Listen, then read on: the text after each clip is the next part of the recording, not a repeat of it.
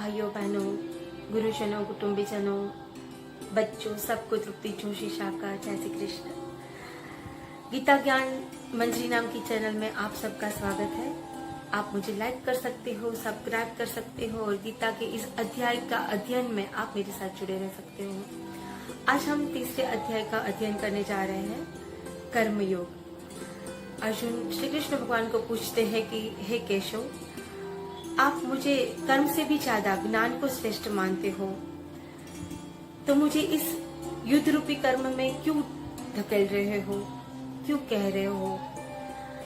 मेरा मन विचलित हो रहा है, मुझे कुछ सूझ नहीं रहा है कि मुझे क्या करना चाहिए। तो मेरे लिए कल्याणकारी कौन सा मार्ग है, वो आप मुझे बताइए। श्री कृष्ण भगवान जवाब देते हैं कि हे अर्जुन, सांख्य योगी ज्ञान बिना और कर्म योगी योग बिना अधूरे हैं। जो सांख्य योगी होता है उनको भी कर्म करना पड़ता है और जो कर्म योगी होते हैं उनको भी कर्म करना पड़ता है।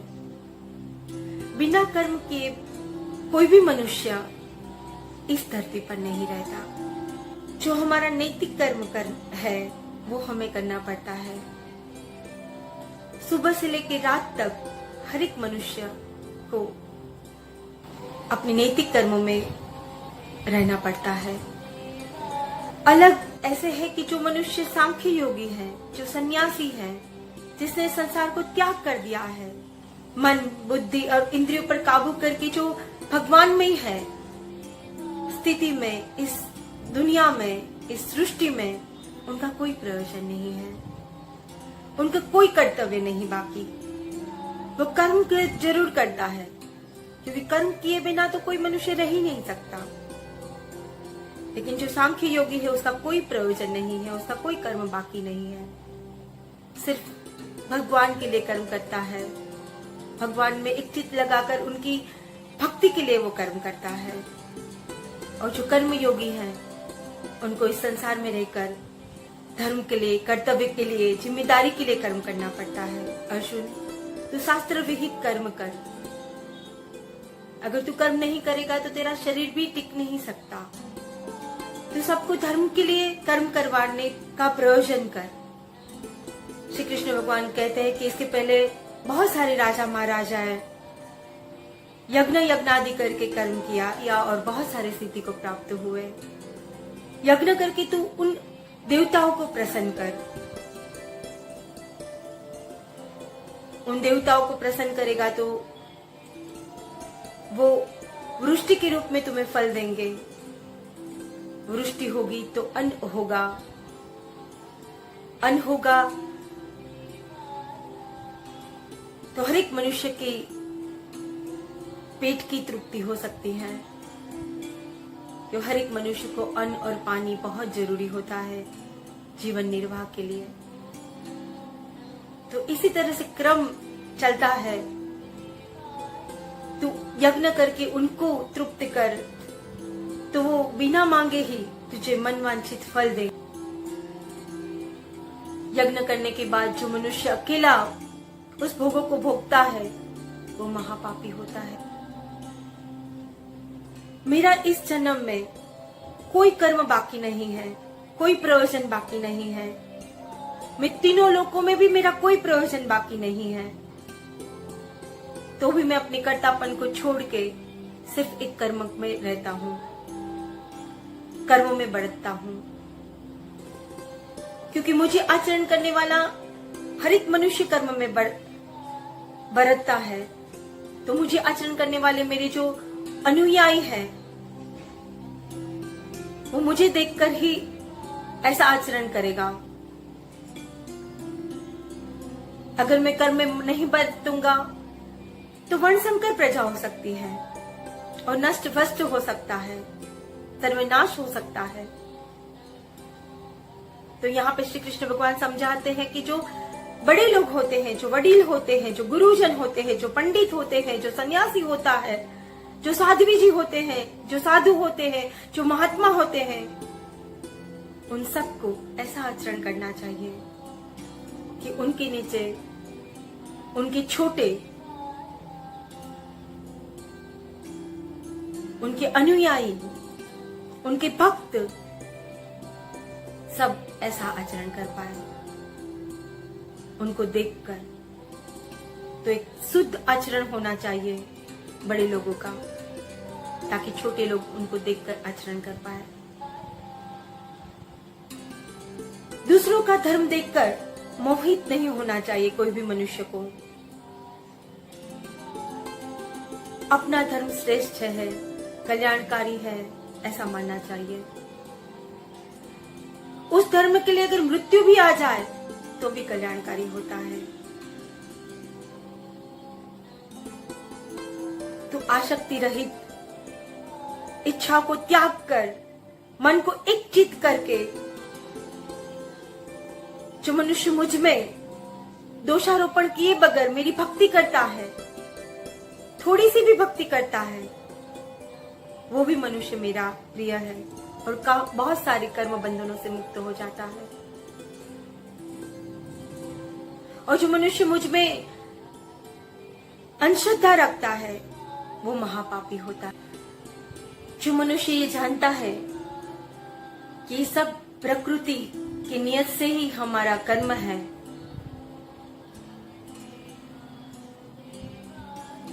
कर्तापन को छोड़ के कि मैं ये कर्म कर रहा हूं, मैंने ये किया,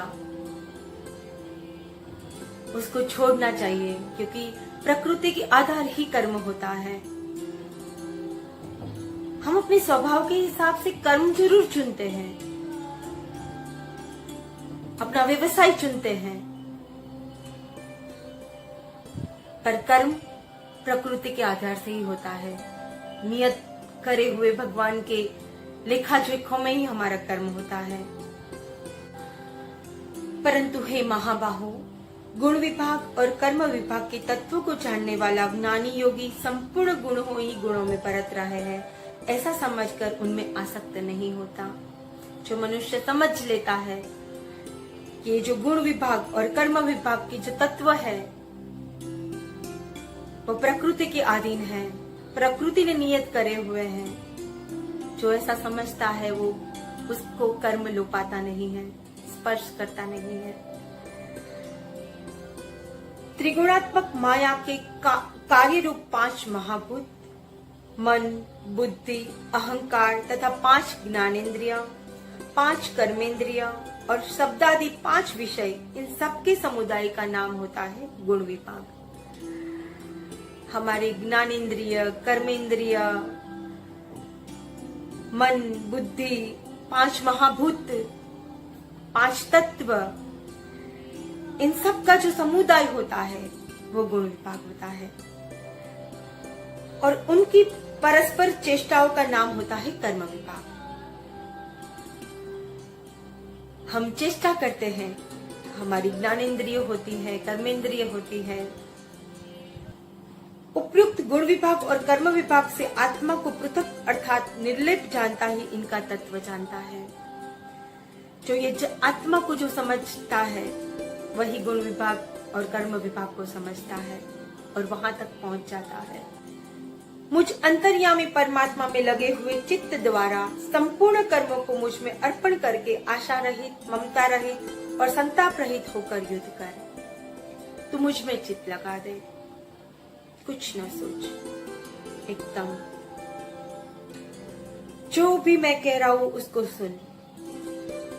अहंकार रहे, ममता रहे, अपने संताप विषाद को बाहर रख के सिर्फ युद्ध कर। अर्जुन पूछते हैं कि हे कृष्ण, मनुष्य को पाप कर्म नहीं करना चाहते हो भी उनसे पाप कर्म हो जाता है, तो वो क्यों होता है? श्री कृष्ण भगवान कहते हैं कि रजोगुण से होता है। काम, क्रोध, मोह, लोभ, माया, ये रजोगुण के गुण हैं। इसे मनुष्य न चाहते हुए भी पाप करने पर मजबूर होता है। ज्ञानी होते हुए भी अज्ञानी जैसा कर्म करने पर मजबूर हो जाता है। जैसे अग्नि प्रज्वलित होती है तो धुआं उसको ढांक देता है। जैसे मेला दर्पण पे अपने चेहरा नहीं दिखता, जैसे एक गर्भवती स्त्री के ऊपर अपने गर्भ ढक जाता है अपनी चर्म से, वैसे ही एक ज्ञानी मनुष्य के ऊपर अज्ञान की लहर जम जाती है और अपना अज्ञान ढक जाता है रजोगुण से, अहंकार भाव से, क्रोध से, मोह से। हमने आगे एक सांख्य योगी में स्थित प्रज्ञा के लक्षण में देखा था कि भगवान श्री कृष्ण कहते थे कि जो मनुष्य कामना करता है, इच्छा रखता है अपने कर्म के ऊपर, आसक्ति वाले कर्म के ऊपर, तो उस इच्छा पूरी न करने से विघ्न आता है, विघ्न से मूढ़भाव होता है, मूढ़भाव से क्रोध आता है, क्रोध से ज्ञान नाश होता है और ज्ञान नाश होने से बुद्धि भ्रमित होती है। बुद्धि नष्ट हो जाने से मनुष्य अपने ही स्थिति में गिर जाता है। जो मनुष्य ये रजोगुण अपनी इंद्रियों पर अंकुश कर लेता है तो बहुत सारे पाप कर्मों से मुक्त हो जाता है। तो हे अर्जुन, अग्नि के समान कभी न पूर्ण होने वाले काम रूप ज्ञानियों को नित्य वेदी के द्वारा मनुष्य ज्ञान ढका हुआ है। इंद्रिया, मन और बुद्धि, ये तीन हमारे आश्रय स्थान है, वासना स्थान है, कामना स्थान है। कोई भी कर्म हमें करना है तो हमें कौन कहता है? हमारी इंद्री। मुझे भूख लगी है तो जो मेरी स्वादेंद्रिय है वो मुझे आदेश करता है कि तुझे भूख लगी है। किसी चीज के प्रति मेरी कामना हो गई है, मेरी इच्छा हो गई है, तो उसको प्राप्त करने के लिए मैं उसके पीछे दौड़ जाता हूं। क्यों? क्योंकि मन कर रहा है और मन आदेश देता है बुद्धि को कि तू अपनी बुद्धि लगा ताकि वो चीज जिसके पीछे मुझे चाहिए, वो चीज, वो प्राप्ति, वो सिद्धि, वो मुझे चाहिए, तू अपनी बुद्धि लगा ताकि मैं उसको प्राप्त कर पाऊं। तो वासना स्थान है, कामना स्थान है, ये तीन चीजों से बनती है इंद्रिय, मन और बुद्धि। तो हे अर्जुन, तू इंद्रियों पर, अपने मन पर, इंद्रिय मन पर होती है, मन बुद्धि पर होता है और बुद्धि के ऊपर आत्मा होता है और आत्मा के ऊपर परमात्मा होता है। तो अपने आत्मा को परमात्मा में साक्षात्कार करके ये इंद्रियों पर अंकुश कर, क्योंकि वो शत्रु है, वो ज्ञान और विज्ञान को मारने वाला शत्रु है, तो उसको अंकुश करके परम शांति को प्राप्त कर और ये युद्ध के लिए तैयार हो जा। तो इस अध्याय में इतना ही। ब्रह्म विद्यायाम योग शास्त्रे श्री कृष्ण अर्जुन संवाद नाम कर्म योग नाम का 3य अध्याय समाप्त। श्री कृष्ण कन्हैया लाल की जय। जय श्री कृष्ण।